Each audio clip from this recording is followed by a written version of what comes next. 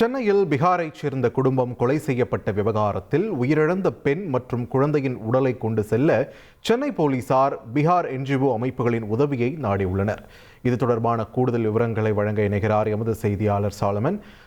வணக்கம். தற்பொழுது உயிரிழந்த இந்த குடும்பத்தினருடைய உடல்கள் எல்லாம் எங்கு வைக்கப்பட்டிருக்கிறது?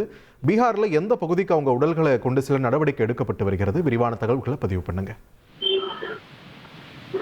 அடையாறில் பீகார் இளைஞர், அவரது மனைவி மற்றும் அவரது 2 வயது குழந்தை கொலை செய்யப்பட்டு அவர்கள் சாக்கு மூட்டையில தூக்கி வீசிய சம்பவமானது பெரும் அதிர்வலை ஏற்படுத்தியது. இந்த சம்பவத்தின் தொடர்பாக 5 நபர்களை போலீசார் கைது செய்து விசாரணை நடத்தி சிறையில் அடைக்கப்பட்ட நிலையில இந்த கொலை செய்யப்பட்டு தூக்கி வீசப்பட்ட உடல்களானது போலீசார் 3 இடங்கள்ல வெவ்வேறு இடங்கள்ல மீட்டனர். பிரேத பரிசோதனைக்காக ராயப்பேட்டை அரசு மருத்துவமனைக்கு கொண்டு வரப்பட்டு அந்த பீகாரோட இளைஞரோட உடலானது பிரேத பரிசோதனை செய்து அவரது உறவினரிடம் ஒப்படைக்கப்பட்டது. இந்த நிலையில இந்த பீகார் இளைஞரோட மனைவி மற்றும் அவரது 2 வயது குழந்தையின் உடலானது ராயப்பேட்டை அரசு மருத்துவமனையில பிரேத பரிசோதனையானது 2 நாட்களுக்கு முன்னதாக நடைபெற்றது. தற்போது பிணவரையில வைக்கப்பட்டிருக்கிறது.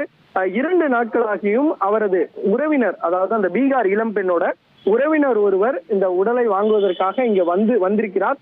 அவரிடம் போலீசார் கேட்டபோது தாங்கள் இந்த உடலை அந்த பீகார் மாநிலத்திற்கு கொண்டு செல்வதற்கும் அதே போல அங்கு இறுதி காரியம் செய்வதற்கும் தங்களால வசதி இல்லை எனவும் இது குறித்து போலீசார் நடவடிக்கை எடுக்குமாறும் அவர்கள் தெரிவித்திருக்காங்க. இதனால பீகார் பெண் மற்றும் அவரது குழந்தையினோட உடலை பீகார் கொண்டு செல்ல சென்னை போலீசார் பீகார் அமைப்புகளிடம் உதவியை நாடி இருக்கிறார்கள். பீகார் அமைப்புகளோட பேசி தகுந்த ஏற்பாடுகள் செய்யப்பட்ட பின்னர் இருவரோட உடலும் பீகார் மாநிலத்துக்கு அனுப்பி வைக்கப்படும் என போலீசார் தரப்புல தெரிவிக்கப்பட்டிருக்கிறது.